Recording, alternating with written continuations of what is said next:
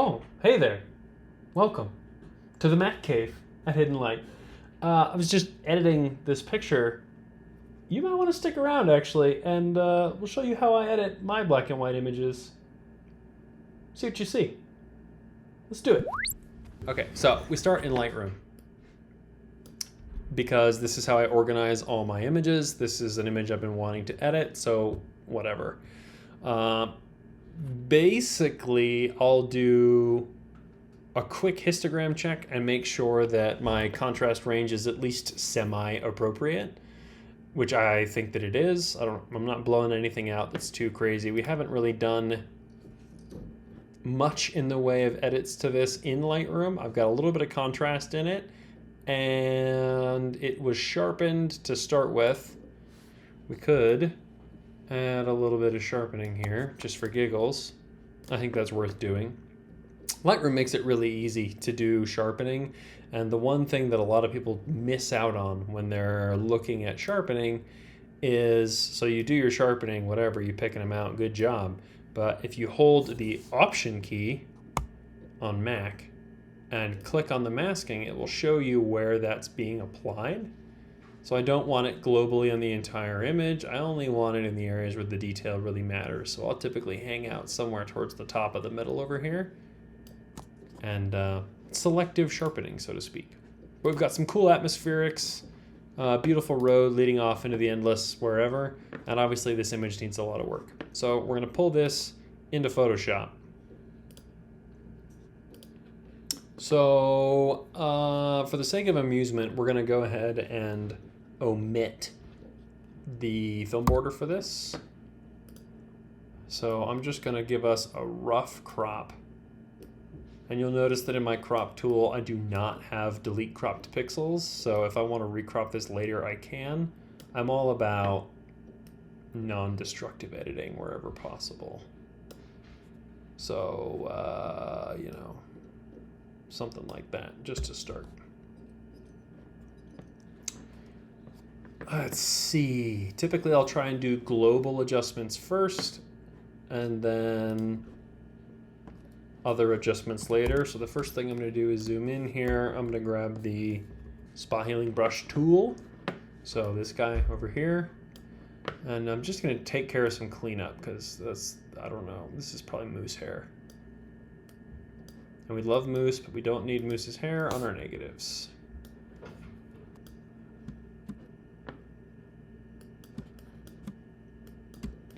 And in order to do this, I open an empty layer, so I don't need to duplicate the background layer anymore. You just open a new layer, and you tell the spot healing brush tool to sample all layers, which saves you a bunch of RAM. Says the computer doesn't have to hold double the base layer in RAM, which is lovely. It also saves your file sizes from being ridiculous. Wow, Photoshop is so much better at this than Lightroom. I can't even comprehend how that's possible, because they're like the same program, man. It's even called Adobe Photoshop Lightroom. Like, what the fuck? We're gonna remove some distracting material here. And good enough really is good enough.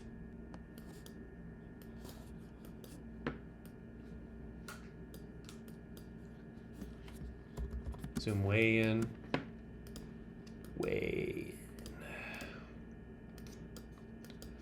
Since I'm gonna try and make this look like fine art, I'm gonna just go ahead and make it look like fine art. Make it look like it's on purpose.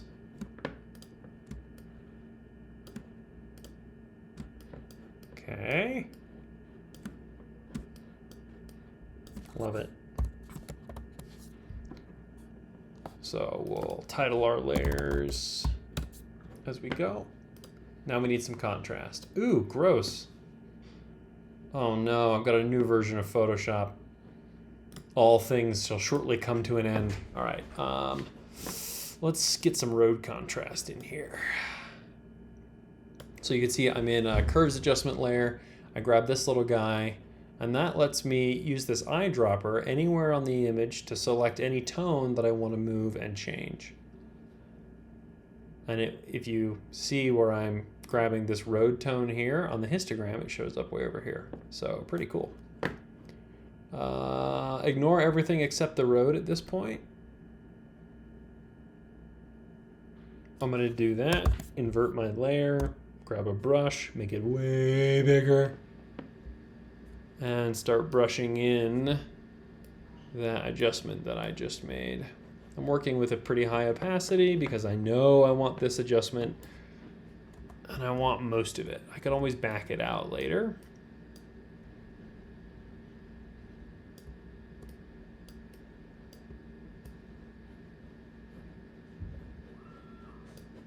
I'm going to drop back into cleanup. We're going to omit these sad baby trees. Good job, Photoshop. Like actually though. All right, so yes. Yes, okay, I'm gonna pull all the snow out of that because I don't need it. I always mask these in by hand rather than like trying to use Photoshop to do the selections for me because I feel like it's more like dodging and burning in the darkroom. So we're just gonna kind of do a little bit of this. And just because I do it a way doesn't mean that that's the right way or the wrong way. It's just the way that I do it. So, way better already. Loving it. We're gonna do the same thing to these trees, give them a little bit of snap. So adjustments, curves, goofy little hand thing. And I want the highlights on these trees to pop because they're covered in snow. And then I want kind of the body of the tree to be where it was. I'm looking here, and I'm looking here. That's too far. Good, invert it, because we only want it on the trees. Grab a brush, and go brush it in. Ooh, very nice. I'm gonna leave the bottoms for now. Just go brush this in. Oh yeah, it's almost got that kind of like infrared look a little bit there. Apparently I'm aiming for a silver gelatin print with this. High contrast as fuck. Sure, why not?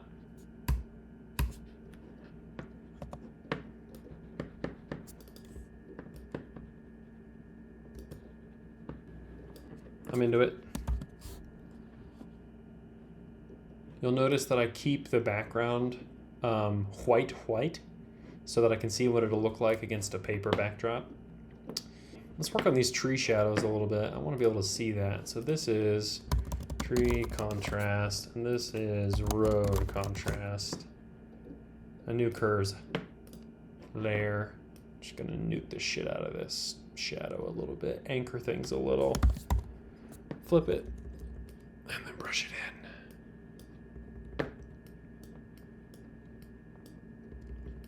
Contrast. Love it.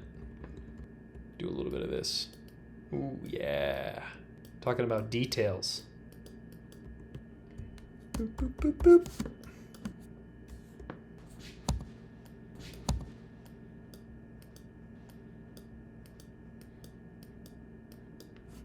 Nice.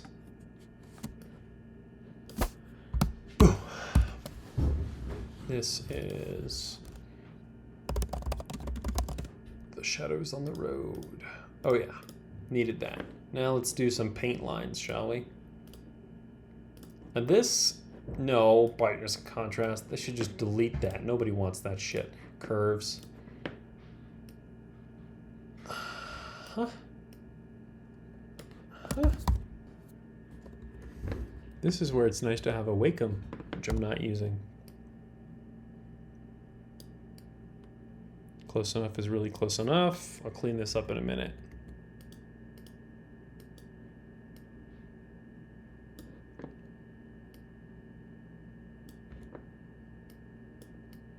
I have an opportunity here to really lean into these atmospherics. I may take that opportunity. All right, clean up.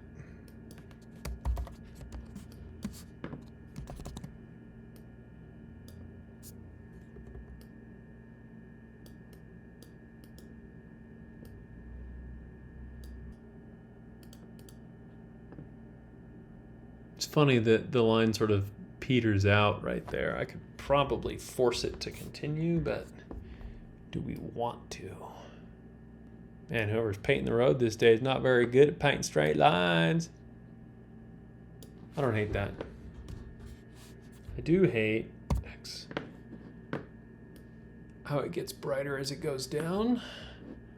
So I'm going to use a lower opacity brush to just knock some of this down a little.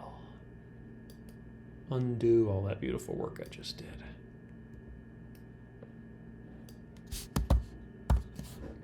Good. I like to work in a group like this for a couple of reasons, but one of them is that I can just look at what I started with and what I've got now and see what else I need as I go along. I want to lean into these atmospherics a little. Paint. No! I think I keep clicking that because the old layout. Give it to me. Yeah, that's what I want. Let's make this misty. And then probably raise the black point a little. Low opacity here. Just kind of lean into this misty, frickin' foggy coming off the road. Kind of patchy.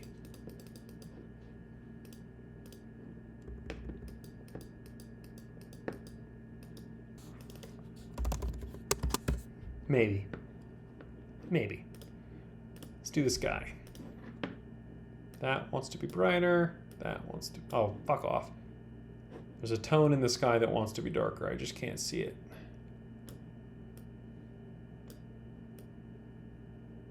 Yeah, a little bit more like... Ooh, God, no. That. And all I really want is the darker section of that. So still working reasonably low opacity. Just start to kind of brush this in a little and see what happens. Obviously, I'm going to get way more grain out of this sky now, which is cool if you're into grain, which I am, obviously.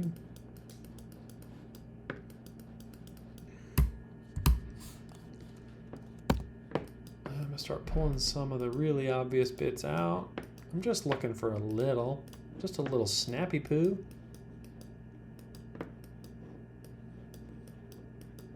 Yeah, why not? You can see it's ruining the tops of the trees because I am a moron. So we'll just pull that out of those trees a little bit here. Nice. Lots of layers in this. I'm feeling it. Let's see, let's save early, save often, shall we? I'm a freak.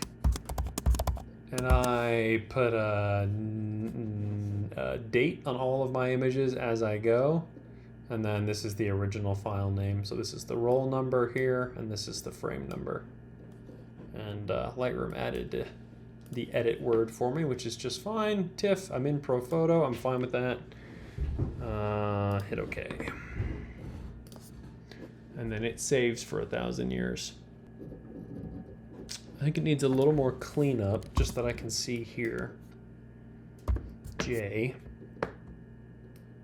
It doesn't need to be immaculate, but whatever I leave, hopefully should not distract.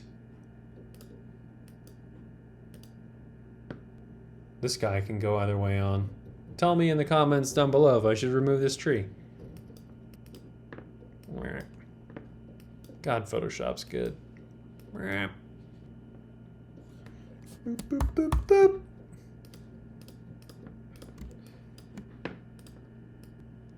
Yeah, 300%. Looking good. I'm into it. There is some snow on the road there. The fast and easy way to deal with that would be to do this, but I don't think it's gonna work. Nope. Looks like shit. The less fast and easy way to do that is to make myself a new curves adjustment layer. Grab the tone that's there and grab the tones that are adjacent. And we're just gonna chill that shit out. Brush.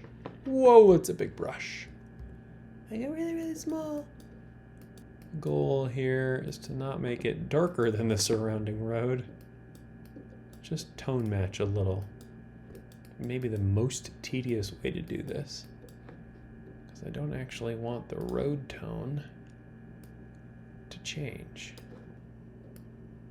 That's some amount better than it was.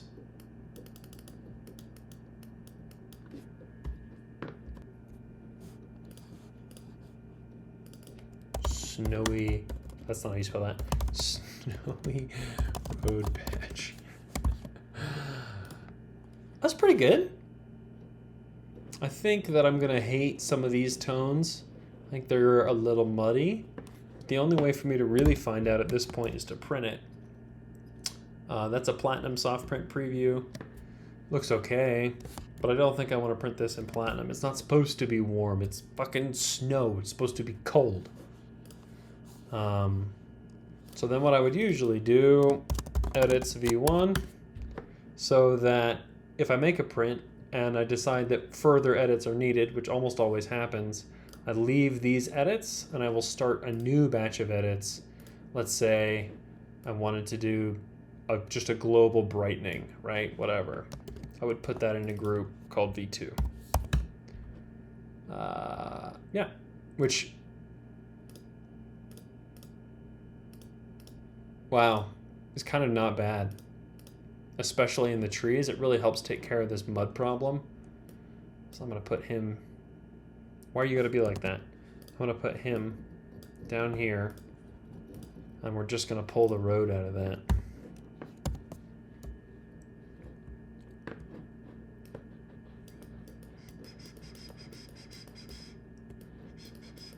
And probably the sky too.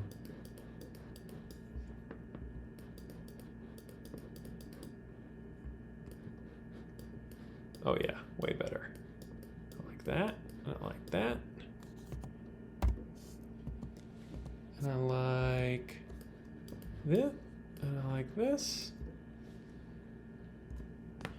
So before that, after. Ooh, I don't know.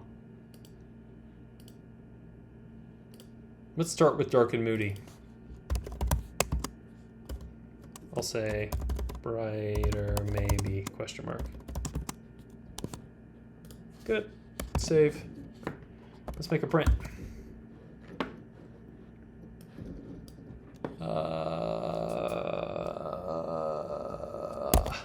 We'll make a small one. I've noticed that I'm not going to resample this. I'm just going to leave it at 528.917 ppi. Make a little 8x12 and just see. P is for print. We're going to print on Frodo. Printer settings. 24x17. No way, dude. I'm talking like 10x12.5. Printer settings. Roll paper. Epson. Super photo. Finer detail. Hit OK. I am working in 16-bit, but for a proof print, it's not worth printing in 16-bit. We're going to run this in an Epson PLPP260 paper profile with black point compensation and an press print.